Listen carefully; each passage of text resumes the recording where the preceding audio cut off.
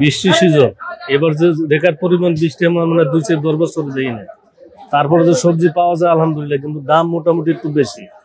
তারপরে যে পাওয়া যাইতেছে এটা আলহামদুলিল্লাহ বড় হচ্ছে। যেই বৃষ্টি গেছে এবার সবজি ধরেন বর্তমানে নতুন হয়েছে সিম 180 থেকে 160 টাকা কেজি, ভালোটা 180, নর্মালটা 160-70। তারপরে আপনার গাজর, চায়না গাজর 130 টাকা 140 টাকা, দেশিটা আছে 80 থেকে 90 টাকা। দেশি গাজর এখন নেয় না কেউ, কারণ ওটা রাখতে পারে না, পচে যায়। শসা দেশিটা 80 টাকা 70 টাকা কেজি, হাইব্রিড শসা 60 থেকে 50 টাকা কেজি, মিষ্টি কুমড়া 50 থেকে 60 টাকা কেজি, কাঁচাটা মিষ্টি কুমড়া 50 টাকা কেজি। তারপরে ঝিঙ্গে আছে 80 থেকে 90 টাকা কেজি। বেগুন গোলটা হয়েছে আপনার সাদাটা 120 থেকে 40 টাকা, লালটা হয়েছে গোল 80 টাকা 180 টাকা কেজি, লাম্বা বেগুন 100 টাকা কেজি, এই দন্দুল হলে 80 থেকে 100 টাকা কেজি, কাকলা 80 থেকে 100 টাকা কেজি।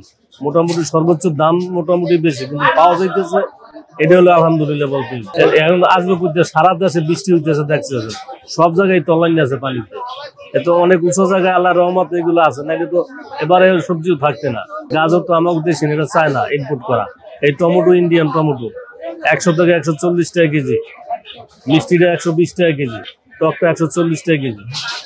এরপর আপনার নতুন আছে জলপাই 100 থেকে 80 টাকা কেজি, ভেন্ডি আছে 70 থেকে 80 টাকা, পটল 70-80 টাকা। এইভাবে মোটামুটি মাল পাওয়া যায়, দাম একটু বেশি।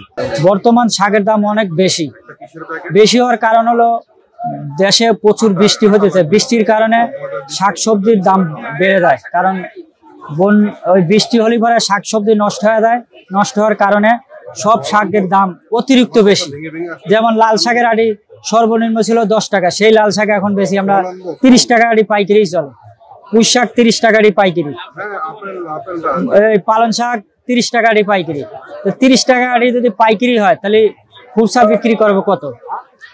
নিম্নে 5 টাকা আড়ি বাড়তি বেচা লাগবে, 35-40 টাকা বেচা লাগবে, না বেচলে তো পোষাইবে না।